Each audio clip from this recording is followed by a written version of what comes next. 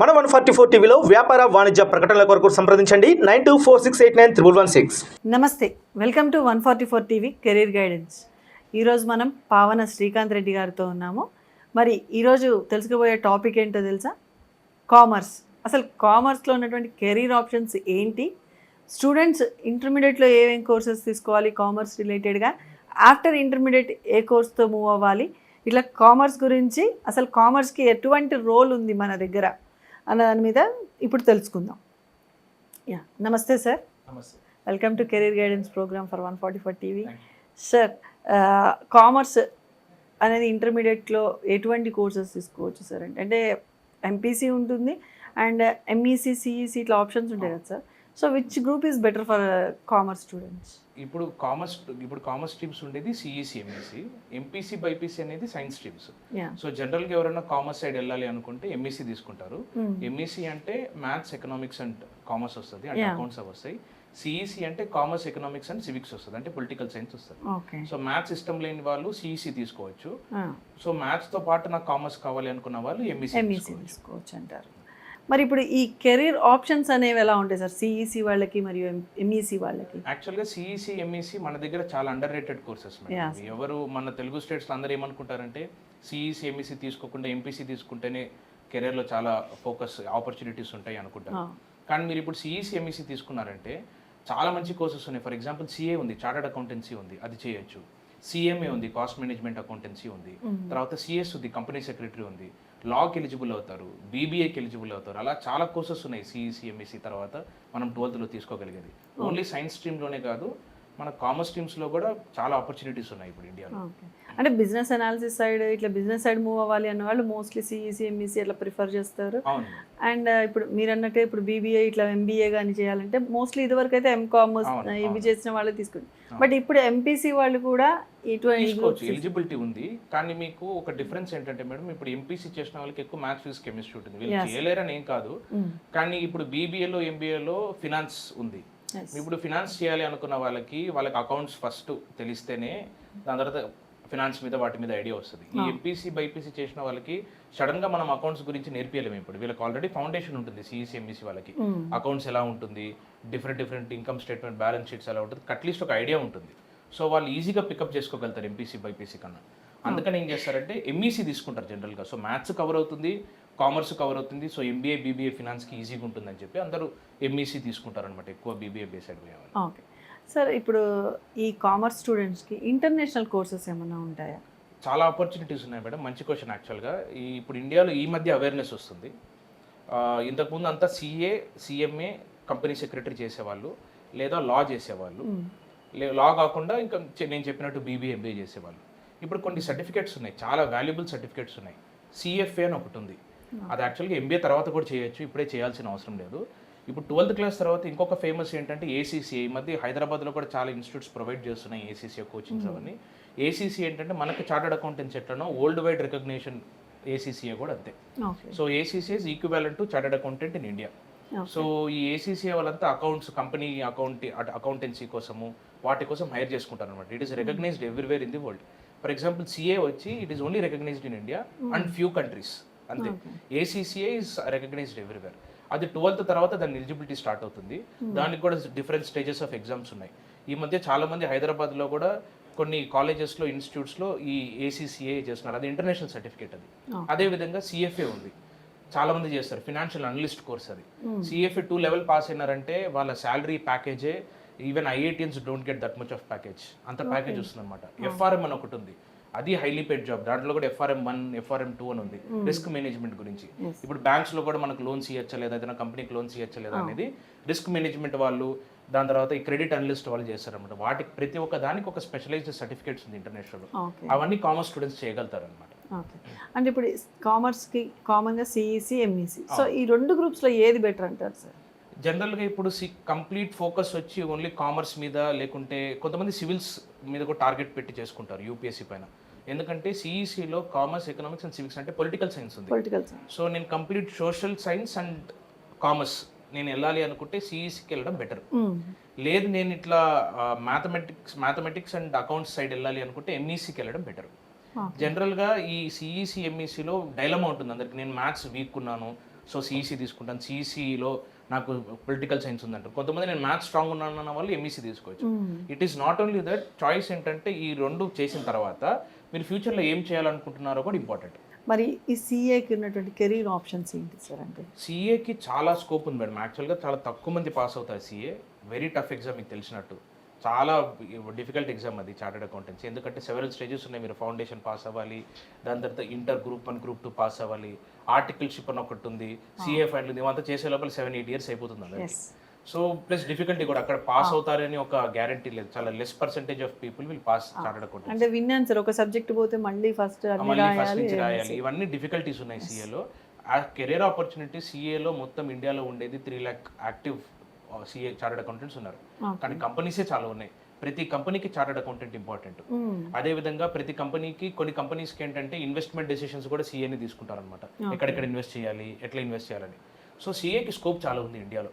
So అది never ending scope. అది దానికి ఎప్పుడు డిమాండ్ తగ్గిపోదు. ఐటీ అన్నా అప్పుడప్పుడు సైకిల్ లాగా, అప్పుడు పడినప్పుడు మళ్ళీ లేస్తుంది, మళ్ళీ పడుతుంది. కానీ CA is never ending process. దానికి ఎప్పుడు డిమాండ్ ఉంటుంది సిఏ. మరి లాక్ ఎలా ఉంటుంది సార్ ఈ కామర్స్ స్టూడెంట్స్కి? లా ఇప్పుడు ఈ మధ్య చాలా ఫేమస్ అయింది చెప్పాలంటే. 2008 ఇంతకుముందు లా అంటే లా తీసుకున్న వాళ్ళు చాలా రేరు. ఇప్పుడు క్లాట్ ఎగ్జామ్ అని ఒకటి వచ్చింది. అంతకన్నా ముందు నేషనల్ లా యూనివర్సిటీస్ యాక్చువల్లీ డిమాండ్ క్రియేట్ చేసింది. నేషనల్ లా యూనివర్సిటీస్ ఏంటంటే ఇప్పుడు ఐఐటి, ఇంజనీరింగ్కి ఐఐటి ఎలానో లాకి నేషనల్ లా యూనివర్సిటీస్ అని ఉన్నాయి, ఎన్ఎల్యూస్ అని ఉన్నాయి. అవి దాదాపు చాలా యూనివర్సిటీస్ 2005 to 2010 మధ్యలో చాలా యూనివర్సిటీస్ పెట్టారు వాటిని. వాటి వల్ల చాలా ఫేమస్ అయింది. ఎందుకంటే ఆ లా యూనివర్సిటీస్ అన్ని ఇప్పుడు కార్పొరేట్లో ప్లేస్ చేస్తున్నాయి. దాని ప్లేస్మెంట్స్ అంతా కార్పొరేట్లో అవుతున్నాయి. ఇప్పుడు ఇంజనీర్ ఎట్లా పెద్ద కార్పొరేట్ కంపెనీలో ప్లేస్ అవుతాడో లా స్టూడెంట్స్ కూడా కావచ్చు. అందుకే దానికి లా డిమాండ్ పెరిగింది. ఇప్పుడు చాలా మంది లాయర్స్ కావాల్సి వస్తుంది. లాలో మనం ప్రాక్టీస్ చేసుకోవచ్చు కోర్టుకి వెళ్ళి, లేదా ఏదైనా కంపెనీకి లీగల్ అడ్వైజర్గా కూడా ఉండొచ్చు. సో ఈ 2 ఆపర్చునిటీస్ ఉన్నాయి కాబట్టి లాకి చాలా ఆపర్చునిటీస్ పెరిగాయి ఇప్పుడు. ఓకే. అంటే ఇప్పుడు ఎంపీసీ స్టూడెంట్స్ కూడా ఎంబీఏ చేస్తున్నాయి సార్, బీబీఏకి వెళ్తున్నారు, ఎంబీఏకి వెళ్తున్నారు. మరి ఈ యొక్క బీబీఏ అండ్ ఎంబీఏకి ఉన్న కెరీర్ ఆప్షన్స్ మోస్ట్లీ ఎక్కువ ఎవరు చూస్ చేసుకోవచ్చు అంటారు?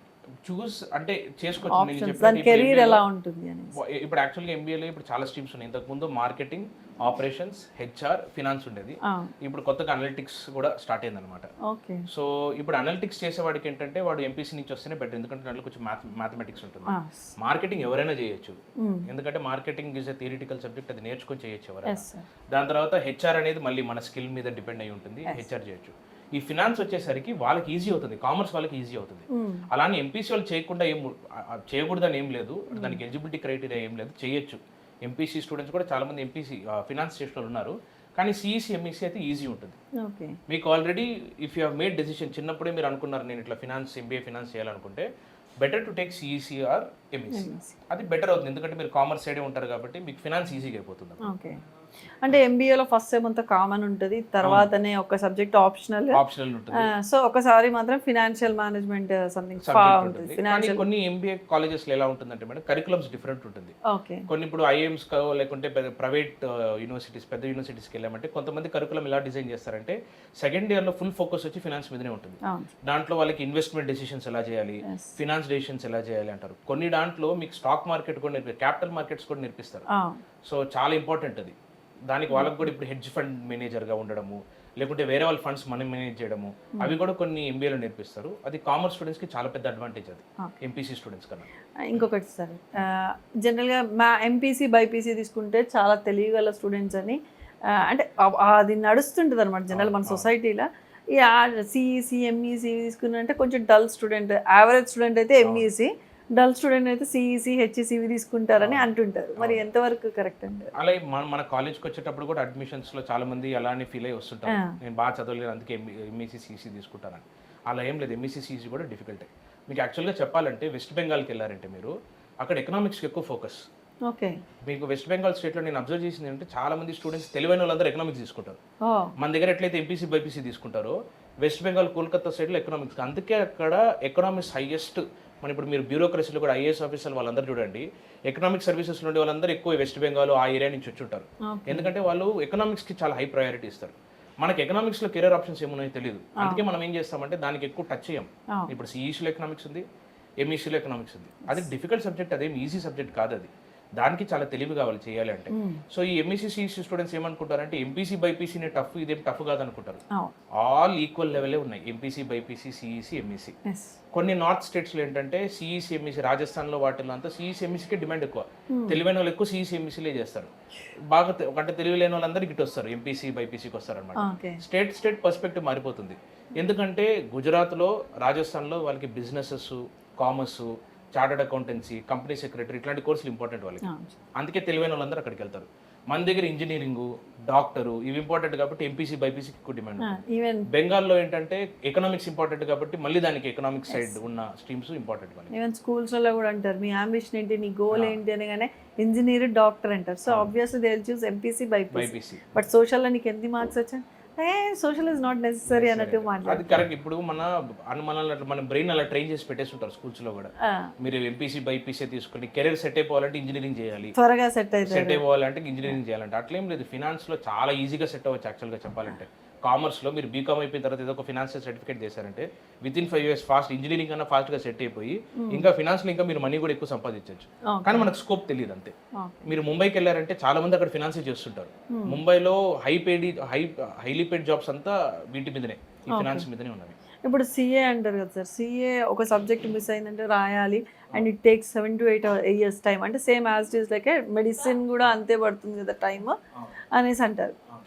సో ఆబ్వియస్లీ దీనికి అంటే కెరీర్లో ఎవరైనా కూడా తొందరగా సెటిల్ అవ్వాలని చూస్తుంటారు కదా, మరి సిఏ ఆప్షన్ ఎంతవరకు రైట్ అంటారు? తొందరగా ఇప్పుడు డాక్టర్ కూడా మీకు ఎంబీబీఎస్ 5 years, దాని తర్వాత పీజీ రాయడము, దాని తర్వాత డిఎం, ఇవన్నీ చాలా ఉంది. ఎంబీబీఎస్ లాంగ్ ప్రాసెస్ అది.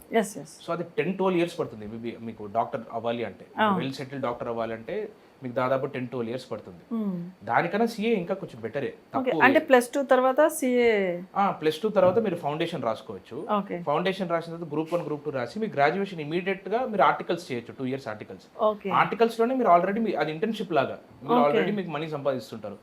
లేదా మీకు సిఏ ఫైనల్ కంప్లీట్ కాలేదంటే ఇంత గ్రూప్ 1 గ్రూప్ 2 దాకా చదివాడు కాబట్టి వాడికి వేరే ఫినాన్స్ సర్టిఫికేట్స్ రావడం చాలా ఈజీ అయిపోతుంది. సిఎఫ్ఎల్ కానీ లేకుంటే ప్రాక్టీస్ కూడా చేసుకోవచ్చు. కొంతమంది గ్రూప్ 1 గ్రూప్ 2 కంప్లీట్ చేసే అకౌంటెంట్గా పనిచేస్తుంటారు వేరే కంపెనీస్లో అంతా. సో అక్కడి నుంచి మీరు మనీ సంపాదించుకోవడం స్టార్ట్ చేయొచ్చు. సిఏ ఫైనల్ అనేది పెద్ద హర్డిల్ అది, ఎందుకంటే చాలా తక్కువ మంది పాస్ అవుతారు. ఎగ్జామ్షన్స్ పెట్టారు ఈ మధ్య. అంటే ఇప్పుడు ఇంతకు ముందు లాగా ఒక సబ్జెక్ట్ అయితే అన్ని రాయడానికి లేదు, అట్లా లేకుండా ఒక సబ్జెక్ట్ పోయినా 2 సబ్జెక్టులు పోయినా ఒక ఎగ్జామ్షన్స్ పెట్టారు. ప్రతి ఇయర్ అప్డేట్ చేస్తున్నారు ఆ ఎగ్జామ్షన్స్ కూడా ఐసీఐ ఇన్స్టిట్యూట్. మరి కంపెనీ సెక్రటరీ పోస్ట్స్ ఉంటాయి కదా, వాటికి ఎంత స్కోప్ ఉండొచ్చు? కంపెనీ సెక్రటరీ కూడా సిఏ లాగానే, కానీ కంపెనీ సెక్రటరీ స్పెషలైజేషన్ ఏంటంటే ఒక కంపెనీకి డాక్యుమెంటేషన్స్ ఏం చేయాలి, లీగల్గా ఎలా వర్క్ చేయాలి కంపెనీ సెక్రటరీ, దానికి టాక్సేషన్ ఎలా ఉంటుంది, ఇవన్నీ చెప్తారు. చాలా మంది ఏమనుకుంటారంటే సిఏ కంపెనీ సెక్రటరీ ఒకటే అనుకుంటారు. సిఏ అంటే కంప్లీట్ అకౌంట్స్ అన్నీ చూసుకుంటారు, అంటే ప్రతి ఒక్క దాని మీద ఐడియా ఉంటుంది వాళ్ళకి. అకౌంట్స్, ఫినాన్స్, ఆడిట్, టాక్సేషన్ అన్నీ. సిఎస్కి లా ఇంకా టాక్సేషన్ మీద ఎక్కువ ఉంటుంది. వాళ్ళ కంపెనీ ఎలా నడపాలి, అంతేకాని పార్ట్నర్షిప్ ఫర్మ్, వేరే ఫర్మ్స్ అంతా కాకుండా కంపెనీ ఎలా నడపాలో కంపెనీ సెక్రటరీ తెలుస్తుంది అనమాట. ఏమేమి ఉండాలి లీగల్గా అని చెప్పి కంపెనీ సెక్రటరీ తెలుస్తుంది. అది కూడా కామర్స్ స్టూడెంట్స్ జనరల్గా చేయగలుగుతారు. ఓకే. సో కామర్స్లో ఇన్ని ఆప్షన్స్ ఉన్నాయి అన్నా కూడా ఇంకా ఎందుకని అవేర్నెస్ రావట్లేదు? మరి అదే నేను చెప్పినట్టు మనం స్కూల్లో ఆల్రెడీ ప్రాబ్లం అదే. మన పేరెంట్స్ కూడా ఏం చేస్తారంటే ఎక్కువ ఇంజనీరింగ్, డాక్టర్ అయితేనే సెటిల్ అవుతాము అనుకుంటారు. ఎందుకంటే మనం ఉండే చుట్టుపక్కల వాటి మీదనే ఎక్కువ ఇన్ఫ్లుయెన్స్ ఉంటుంది. నేను అదే చెప్పేది మీకు. ఇప్పుడు ముంబైకి వెళ్ళారనుకోండి, ఐటీ కంపెనీస్ కన్నా పెద్ద పెద్ద కంపెనీస్ ముంబైలో ఉండేది బ్యాంక్స్, దాని తర్వాత స్టాక్ మార్కెట్, ఇవన్నీ ఉన్నాయి. కాబట్టి అక్కడ మీరు ఏ స్టూడెంట్ చూసినా తెలివైన స్టూడెంట్ ఫినాన్సే చేస్తుంటాడు. మన హైదరాబాద్లో ఉండేది ఐటీ, హాస్పిటల్స్, ఫార్మసీ, ఇది. అందుకే మనకి ఇక్కడ ఎంపీసీ బైపీసీ చాలా ఇంపార్టెంట్గా చూస్తాం. కానీ కామర్స్లో చాలా స్కోప్ ఉంది. Commerce it self is about money.